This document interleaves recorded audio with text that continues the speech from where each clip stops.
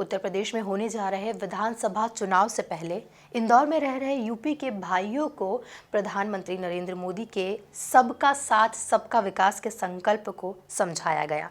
चुनाव में सही नेतृत्व को चुनना क्यों जरूरी है, इस मुद्दे पर कोविड क्राइसिस मैनेजमेंट के मास्टर और सामाजिक कार्यकर्ता डॉक्टर निशांत खरे ने इसे लेकर अपने विचार रखे। देखिए ये रिपोर्ट। उत्तर प्रदेश विधानसभा चुनाव को लेकर भी तैयारियां शुरू हो गई है। इसे लेकर जाने माने चिकित्सक डॉक्टर निशांत खरे ने यूपी के रहने वाले नागरिकों को सबका साथ सबका विकास की परिकल्पना के बारे में बताया। इंदौर सांसद शंकर लालवानी की मौजूदगी में हुई इस अहम बैठक में यूपी के रहने वाले नागरिक जो किसी व्यापार या नौकरी के चलते इंदौर में हैं, वो शामिल हुए। इस दौरान यूपी के सीएम योगी आदित्यनाथ की उपलब्धियों पर भी बात हुई और सभी गणमान्य जनों ने एक दूसरे के साथ खुलकर संवाद किए। ये चुनाव की तैयारी एक विषय है। मुख्य बात यह है कि चुनाव अभी अकेले उत्तर प्रदेश नहीं 5 राज्यों में है। आने वाले समय में यहाँ पर भी होंगे। 2 साल बाद लोकसभा के भी चुनाव होंगे। जो इधर के माध्यम से एक जो विषय आज ले जाने की कोशिश कर रहे थे वो ये है कि चुनाव के मुद्दों पर लड़े जाने चाहिए। चुनाव समाज को बांट कर, समाज का विघटन करके, उसे छोटे छोटे टुकड़ों के वोट बैंक्स में बांट के, जातियों के आधार पर, हमारे यहाँ भी विषय चलते देखते हैं, तो कभी वनवासी के आधार पर, कभी ओबीसी के आधार पर, कभी अन्य आधार पर। आज इस 2022-21वीं सदी के का भी लगभग 1/4 पड़ाव हम पार कर चुके हैं।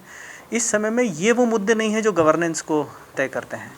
तो एक आदत सभ्य समाज की सही मुद्दों पर चुनावी प्रक्रिया का आकलन करने की होनी चाहिए।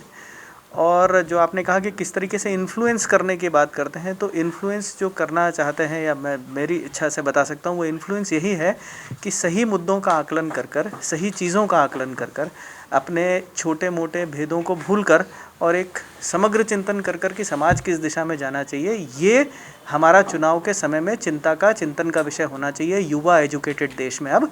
और ये जो परिपाटी बन गई है कि सिर्फ जाति के आधार पर और अन्य आधार पर चुनाव लड़े जाते हैं, ये बदलना चाहिए। देखिए, पिछले दिनों में जब यहाँ उत्तर प्रदेश से आए हुए हमारे जो भाई बहन हैं, उनसे जब मिलता हूँ तो उत्तर प्रदेश की बहुत गाथा गाते हैं कि बहुत परिवर्तन हुआ है।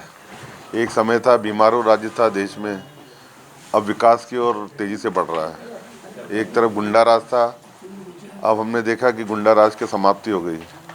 एक समय था जब गुंडे पुलिस के पीछे भागते थे, अब पुलिस गुंडों के पीछे भागती है और गुंडों को भगाती है। ऐसा बीमारू राज्य विकसित राज्य के रूप में विकसित हुआ है और बहुत सारे क्षेत्रों में काम हुआ है। जो वहाँ से आते हैं वहाँ की तारीफ़ करते हैं। हाल ही में मैं हमारे जो डॉक्टर साहब हैं, इनके यहाँ शादी में मैं बारात आई थी तो उनसे पूछा था, तो बोले बहुत सारा परिवर्तन आ गया है और हम चाहते हैं फिर से मोदी जी केंद्र में के नेतृत्व में योगी जी की सरकार उत्तर प्रदेश में बनना चाहिए।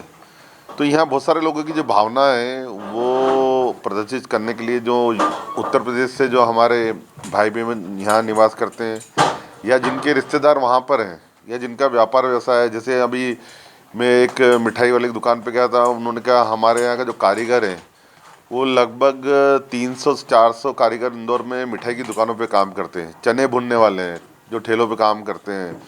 बहुत सारे लोग यूपी से आए, उनके रिश्तेदार अभी भी यूपी में, वो जाते रहते हैं और उनका कहना है कि हम ये चाहते हैं कि वापस वहाँ आए। तो उनके प्रतिनिधियों, चूँकि कोविड का समय है, एक संस्था के एक प्रतिनिधियों को हमने बुलाया, फिर हम उसकी बैठ उनके साथ बैठ के करेंगे। जैसे मिठाई वालों के 300 लोग हैं तो उनके साथ अलग से बैठेंगे, चने भूनने वाले या ठेले पे जो काम करने वाले उनके साथ अलग है। एक ऐसा वर्ग है जो शिक्षित वर्ग है, जो शिक्षा के क्षेत्र में बहुत सारे युवा साथी हैं, उनसे भी बात हुई, उनकी अलग बैठेंगे। तो आज उनके एक प्रतिनिधि को बुला के आज हम चर्चा करेंगे और आने वाले समय में किस प्रकार यूपी में विकास की बात हो, उस बात को लेके वो सरकार बननी चाहिए जिन्होंने विकास किया है, उसको लेके बात करेंगे। आज उसी के प्रति आज एक छोटी बैठक रखी गई है। आने वाले समय में हम और बैठ के भी रखेंगे। दरअसल बुद्धिजीवी वर्ग अब देश में सही नेतृत्व चयन को लेकर इस तरह से छोटी छोटी बैठकें कर कवायदे कर रहा है। इसी कड़ी में इंदौर में ये बीड़ा उठाया गया है। मैं 2 घटनाएं बताता हूं, उससे आप समझ जाएंगे कि मैं कहना क्या चाहता हूं। इंदौर पटना रेलवे लाइन का उद्घाटन होना था, रेलवे ट्रेन का उद्घाटन होना था। शहर की एक बहुत वरिष्ठ राजनेता वो उद्घाटन करने के लिए आई थी।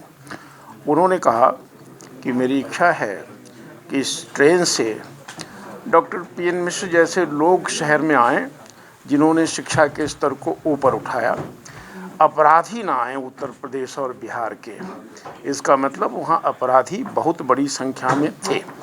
दूसरा, एक यहाँ के वरिष्ठ पत्रकार गए ऐसे ही रिपोर्टिंग करने के लिए, तो उन्होंने वहाँ रिक्शे चलते थे, 12 रुपए में एक रिक्शे वाले ने उनसे चलने का भाड़ा तय किया। जब वो उस गंतव्य पर पहुँचे तो रिक्शा वाला कहता है कि अब मैं 25 रुपये लूँगा। तो उन्होंने आसपास के लोगों से भी कहा कि भाई 12 रुपये मैंने तय किए थे और जब मैं 12 दे रहा हूँ तो ये 25 मांग रहा है। आसपास के लोगों ने कहा कि आप इसको 25 रुपया दे दीजिए।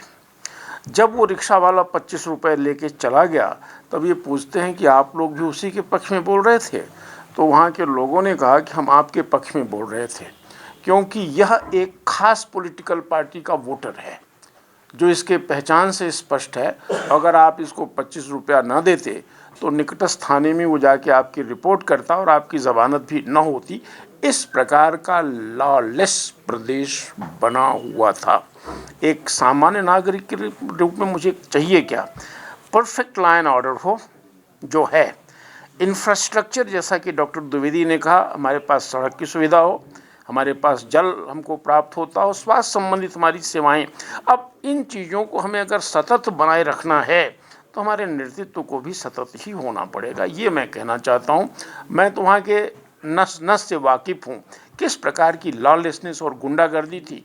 आप कहीं भी सुरक्षित नहीं थे, आपकी दुकान, आपका मकान, आपके पशु, आपके वाहन, कुछ भी सुरक्षित नहीं था। ये सच है, मैं किसी का प्रचार नहीं कर रहा हूँ यहाँ पर। जो फैक्ट्स हैं उत्तर प्रदेश की वो मैं बता रहा हूँ, जो आज के 5-7 वर्ष पहले वहाँ थे।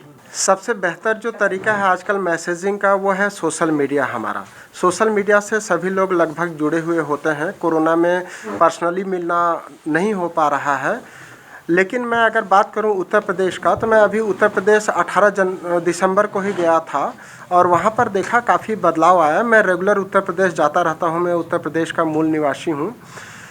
जो बेसिक परेशानी थी उत्तर प्रदेश की वो थी रोड। हालांकि रोड बनाना, लोग बोलते हैं कि ये कोई विकास नहीं है, लेकिन रोड और ट्रांसपोर्ट जो है वो विकास का प्रमुख साधन है। दूसरी जो प्रमुख समस्या थी वो थी बिजली। लाइट ही नहीं होती थी उत्तर प्रदेश में। तो लाइट जिस तरीके से योगी सरकार में बढ़ी है वो बहुत ही सराहनीय है। मैं कई सालों से देखता था कि वहाँ जाते थे और लाइट नहीं होती थी, गर्मी के मौसम में लाइट कट जाती थी, जब सिंचाई का समय आता था किसानों को तब लाइट नहीं होती थी। तो जो बहुत ही बड़ी प्रमुख समस्या थी लाइट, अगर लाइट होगी तो विकास कार्य बहुत अच्छे से होगा। दूसरी जो बहुत ही सराहनीय कार्य हुआ है कि किसान हितैषी रही है सरकार। गन्ना के फसल का उनको टाइम पर मिल रहा है, सिंचाई के लिए बिजली मिल रही है, खाद मिल रही है। उसके अलावा जो और सराहनीय कार्य हुए हैं उसमें है एजुकेशन और हेल्थ पे बहुत अच्छा काम हुआ है। कई सारी यूनिवर्सिटी खुली है, जैसे आयुष विश्वविद्यालय खुला है उत्तर प्रदेश में, गोरखपुर में आयुष विश्वविद्यालय खुला, कई सारे एम्स उत्तर प्रदेश में खुले और जो डिस्ट्रिक्ट हॉस्पिटल्स थे उसको उन्होंने मेडिकल कॉलेज में परिवर्तित किया। मेडिकल की सुविधाएं बहुत ही नगण्य थी उत्तर प्रदेश में, जो आज के समय में काफ़ी बेहतर हुई हैं। और कोरोना काल में जिस तरीके से उत्तर प्रदेश सरकार ने लोगों को मदद पहुंचाई है वो बहुत ही सराहनीय है। वहाँ के लोगों का ये कहना है कि अगर ये सरकार नहीं होती तो और ज़्यादा लोग मर जाते। कुल मिलाकर यूपी चुनाव से पहले इंदौर में निवास कर रहे नागरिकों को भाजपा की विचारधारा से जोड़ने और देश को विकासशील दिशा देने के लिए ये बैठक बुलाई गई थी, जिसमें यूपी का प्रतिनिधित्व करने वाले कई लोग शामिल हुए। Bureau report, MP news TV, Indore.